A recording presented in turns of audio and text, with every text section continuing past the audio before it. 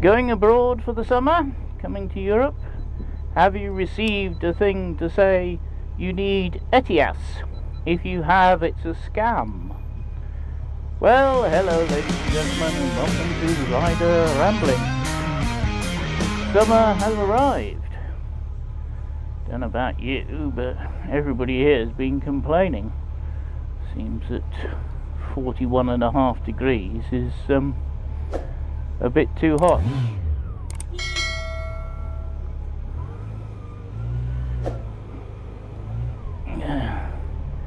It does. Merci, monsieur. 41.5 degrees is too hot. Don't know about you.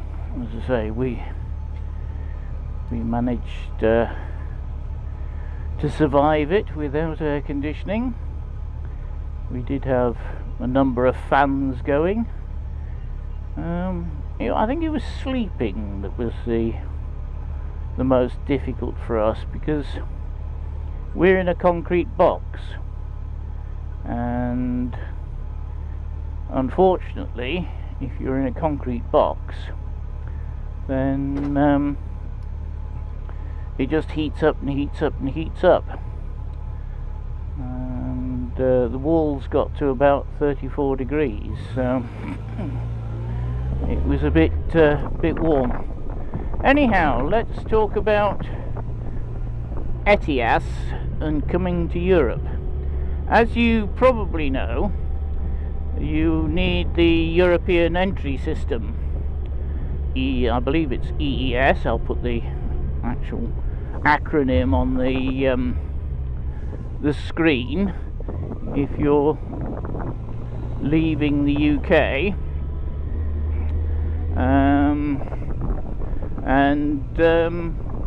it's very possible that this might be suspended, because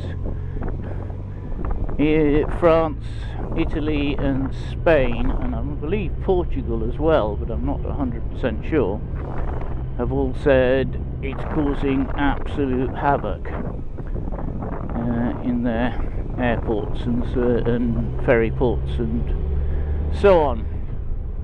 So it might be suspended for that. And ETIAS is different, but ETIAS does need the EES system to be functioning for it to work.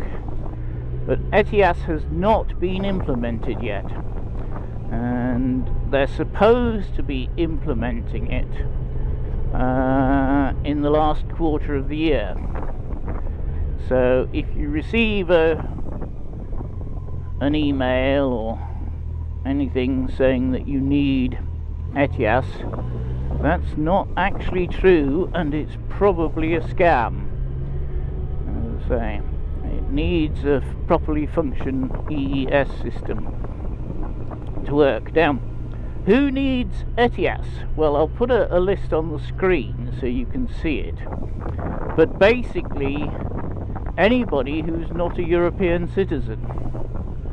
So that means in the UK, if you're coming to Europe, you need ETIAS. What it is your visa to visit Europe. Now, it costs, or it's going to cost when it comes out, 20 euros, because it is European, so it's in euros, and it's valid for 3 years, or the life of your passport, whichever is shortest. So if your passport only has 2 years to run, it's only going to be 2 years.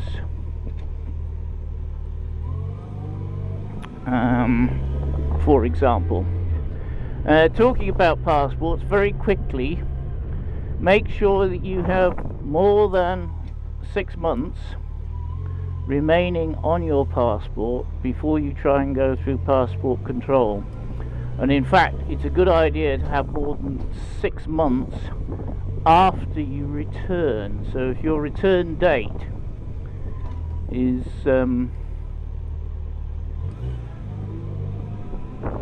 going to leave you with less than 6 months on your passport, get it renewed, because how can I put it, they're job's worths. Yeah, they are absolute job's worths. Right, getting back to ETIAS. It is, as I said, a European visa. It is... have I got something on my glasses? I have already. Good grief.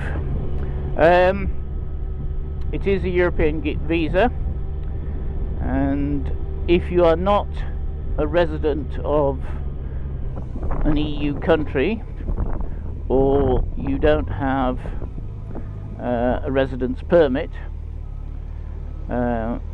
you're not a diplomat, etc. As I say, I'll put a list of exemptions on the screen as well.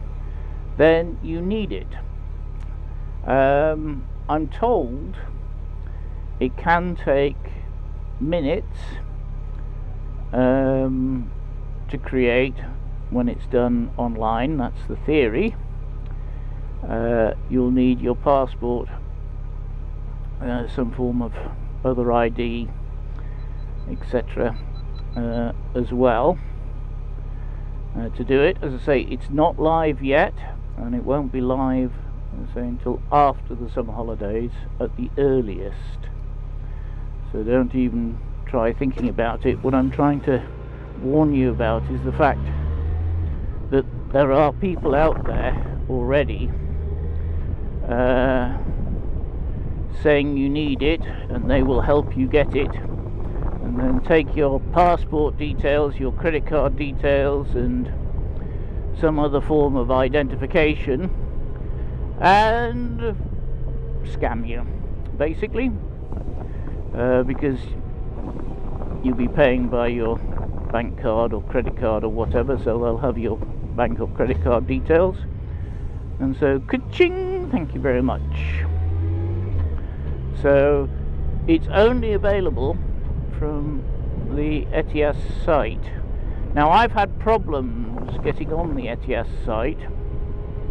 I think it's because I'm running a VPN, and they don't like VPNs.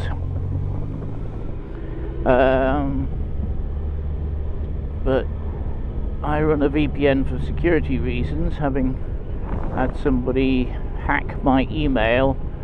Oh, this is 15 years ago, when I was using public Wi-Fi, so I always use a VPN for security.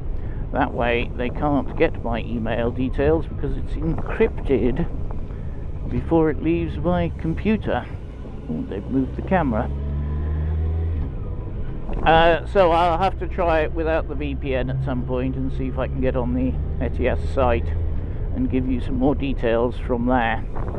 As I say, it's not just the UK that it's required for, but it's basically any country which requires a visa to visit Europe, or the Schengen Area, should I say, in Europe. So there are, as I say, exceptions. I'll put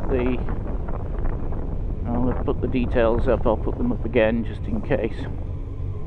So that's what I wanted to talk about today. It is a scam, if you're asked about it, at the moment. So anybody who says yes, we can do it for you and so on, no. Now, I did mention that it can take from minutes, but it can also take up to 30 days, according to the information I've received, depending on the number of checks that they have to do. Now, if all your details are in order, and you know you're a nice person, and the government think you're a nice person, then it should be done literally in minutes on the website. But if there's any problems, then it has to go for manual checking, and that can take up to 30 days.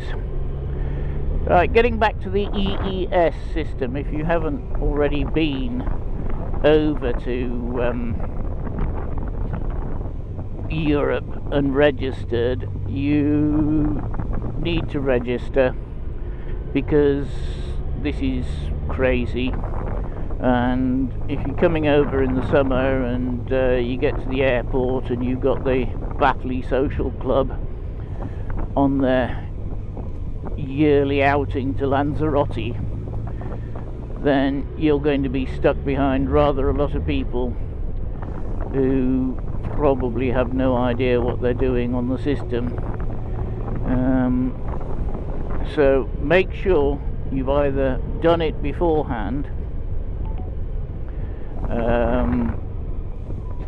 or you leave yourself lots of time to be able to do it at the point of departure,